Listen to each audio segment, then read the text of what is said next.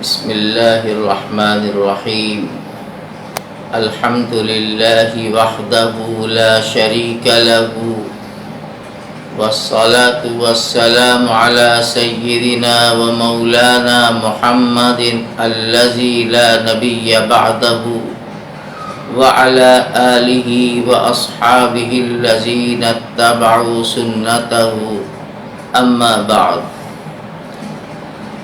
میرے بزرگوں، بھائیوں، عزیزوں،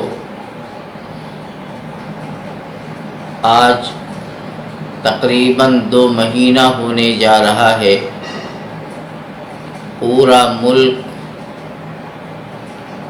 لاک ڈاؤن کی مصیبت میں مبتلا ہو کر اپنے اپنے گھروں میں ایک طرح سے مقید ہو چکا ہے۔ حد یہ ہے کہ ہماری مساجد سنسان ہیں۔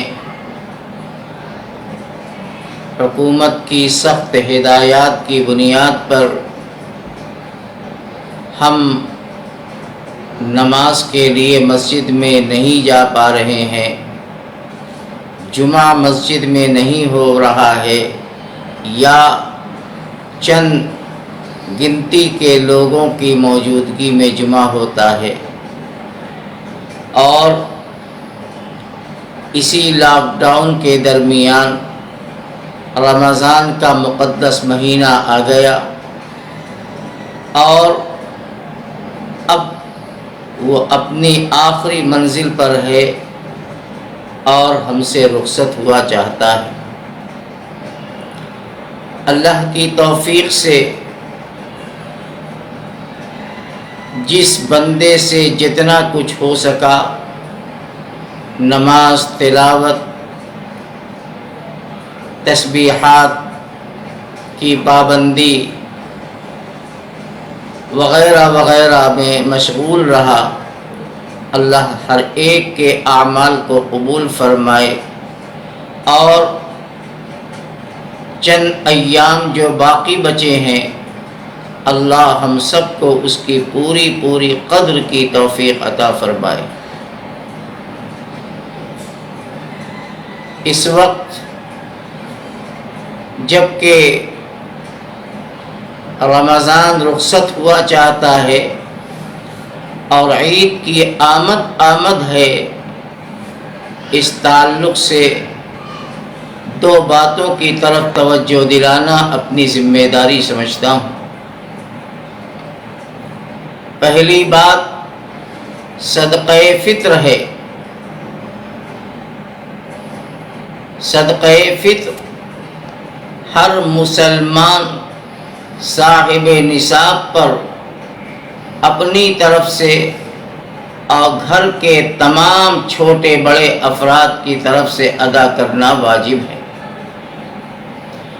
نبی کریم علیہ السلام نے ارشاد فرمایا ہے، ادو صدقۃ الفطر عن کل حر وعبد صغیر او کبیر نصف صاع من بر او صاع من تمر او شعیر او کما قال علیہ السلام،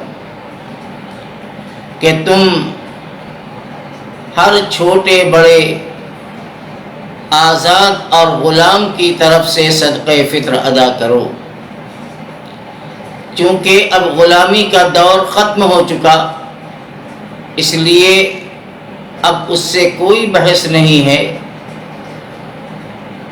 گھر کے ایک فرد کی طرف سے صدقہ فطر کو ادا کرنا صاحب نصاب کے لیے ضروری ہے۔ کتنا ادا کرنا ہے؟ اللہ کے پیغمبر نے فرمایا، آدھا سا گیہوں یا 1 سا کھجور یا جو۔ عہد رسالت میں سا، مد، رطل وغیرہ یہ پیمانے چلا کرتے تھے، اور اب اس کا کوئی رواج نہیں ہے۔ فقہاء کرام نے موجودہ اوزان کے پیش نظر نصف سا کی ایک حد متعین فرمائی ہے، معمولی سے اختلاف کے ساتھ۔ میرے پیش نظر نصف سا کا وزن 1 کیلو 665 گرام ہے۔ آج بازار میں آٹا مختلف بھاؤ میں فروخت ہو رہا ہے، 2 روپیہ 65 پیسہ سے لے کر 3 روپیہ 25 پیسہ اور 30 پیسہ کلو تک آٹے کی قیمت بازار میں ہے۔ میں نے اوسط درجے کا اعتبار کرتے ہوئے تخمینہ لگایا ہے تو فی کس صدقہ فطر 47 روپیہ بنتا ہے، لیکن احتیاط کے طور پر میں 50 روپیہ صدقہ فطر کا اعلان کرتا ہوں۔ ہر مسلمان اپنی طرف سے اور تمام اہل خانہ کی طرف سے 50 روپے کے حساب سے صدقہ فطر کو ادا کرے۔ صدقہ فطر ادا کرنے کا سب سے بہترین وقت عید کی صبح ہے، لیکن موجودہ حالات میں اگر 1 یا 2 دن پہلے صدقہ فطر کو مستحقین تک پہنچا دیا جائے تو بہتر ہے، اور اگر خدا نخواستہ عید کا دن گزر گیا اور صدقہ فطر کی رقم بچی رہ گئی تو جتنا جلد از جلد ممکن ہو سکے ضرورت مند اور مستحقین تک اس رقم کو پہنچایا جائے اور اس میں غفلت نہ برتی جائے۔ دوسری بات نماز عید سے متعلق ہے۔ بہت سے احباب کے فون آتے ہیں کہ ہمیں عید کی نماز کیسے ادا کرنی ہے۔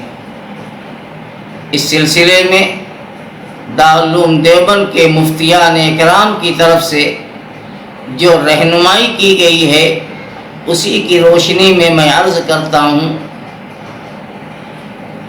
کہ اگر گھر میں کوئی مسائل کا جاننے والا مسائل سے مراد عید کی نماز کو پڑھانے کے لائق اور خطبہ دے سکتا ہو تو اس کو چاہیے کہ گھر کے افراد کو اکٹھا کر کے عید کی نماز پڑھا دے۔ عید کی نماز میں خطبہ بعد میں ہوتا ہے جو فقہی نقطہ نظر سے سنت ہے، لیکن خطبے کا سننا واجب ہے۔ اور اگر خدا نخواستہ گھر میں کوئی ایسا موجود نہیں جو ہمیں نہ عید کی نماز پڑھا سکے یا خطبہ چاہے کتاب دیکھ کر یا زبانی دے سکے تو اس کے لیے مناسب ہے کہ 2 یا 4 رکعت نماز نفل کی نیت سے اپنی اپنی چاشت کے وقت میں ادا کر لی جائے۔ اللہ تعالی ہماری مجبوریوں کو دیکھ رہے ہیں۔ یقیناً ان باتوں کو عرض کرتے ہوئے دل میں ایک تکلیف محسوس ہوتی ہے کہ آج کن حالات میں ہم آ گئے کہ رمضان کا مقدس مہینہ اور ہماری مسجدیں خالی پڑی، تراویح، ذکر و تسبیحات، دعاؤں اور تلاوتوں کا اہتمام نہیں ہو پا رہا،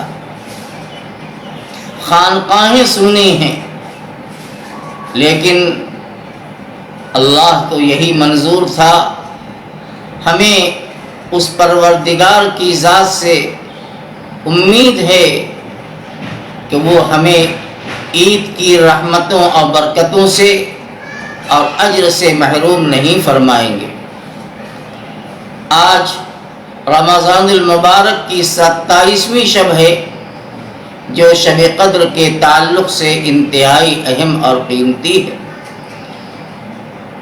اہل اللہ کے یہاں یوں تو پورے رمضان کا، بالخصوص عشر اخیر کا، اور اس میں خاص طور سے طاق راتوں کا بہت ہی اہتمام ہوا کرتا ہے، اور اس میں بھی 27ویں شب کو بڑی اہمیت حاصل ہوتی ہے۔ میں تمام اپنے دینی بھائیوں سے درخواست کرتا ہوں کہ آج کی آنے والی رات انتہائی قیمتی ہے۔ ہم ذکر، تلاوت، تہجد میں اپنے اوقات کو گزاریں اور اپنے اوقات کو ضائع نہ کریں۔ معلوم نہیں کہ آئندہ یہ رمضان اور اس کی یہ مبارک ساعتیں ہمارے مقدر میں ہیں کہ نہیں ہیں۔ اسی طرح سے اس مبارک مہینے میں، لاک ڈاؤن میں، ہم نے اپنے کتنے عزیز و اقارب، اپنے متعلقین اور محبین کو کھو دیا، جن کے جنازے اور تدفین میں ہماری شرکت نہیں ہو سکی۔ ہم نے اپنے استاذ دارالعلوم دیوبند کے صدر المدرسین و شیخ الحدیث حضرت مولانا مفتی سعید احمد صاحب پالنپوری نور اللہ مرقدہ کو کھو دیا۔ حضرت کا وصال علمی دنیا کے لیے ایک عظیم نقصان، بالخصوص ازہر ان دارالعلوم دیوبند کے لیے، لیکن کل من علیہا فان وَيَبْقَى وَجْهُ رَبِّكَ ذُو الْجَلَالِ وَالْإِكْرَامِ، اللہ کے علاوہ ہر ذات اور ہر چیز ختم ہونے والی ہے۔ انسان دنیا میں آیا ہے جانے کے لیے، اپنے اپنے وقت میں ہر شخص جائے گا۔ اللہ تعالی حضرت کی بال بال مغفرت فرمائے، درجات کو بلند فرمائے، ان کی علمی خدمات کا اپنے شایع نشان بدلہ عطا فرمائے، اور ان کے اساتذہ اور ان کے مشائخ اور ان کے اساتذہ جس جوار رحمت میں پہنچ چکے ہیں، اللہ حضرت مفتی صاحب علیہ الرحمہ کو بھی انہی کی زمرے میں شامل فرما دے، یہی ہماری دعا ہے۔ آج اور ہم خاص طور سے یہ دعا کریں کہ اللہ تعالی ہمارے رمضان کو قبول فرمائے، ہماری عبادتوں کو قبول فرمائے، ہمیں عید کی رحمتوں، برکتوں اور اجر سے ہمیں مالا مال فرمائے، اور اس مصیبت سے، اس آفت سے اللہ رب العالمین ہمارے شہر کی، پورے عالم کی، پوری انسانیت کی حفاظت فرمائے۔ انہ المیسر للصعاب ویکشف المغلقات الابواب ولا حول ولا قوة الا باللہ جل جلالہ، وآخر دعوانا ان الحمد للہ رب العالمین۔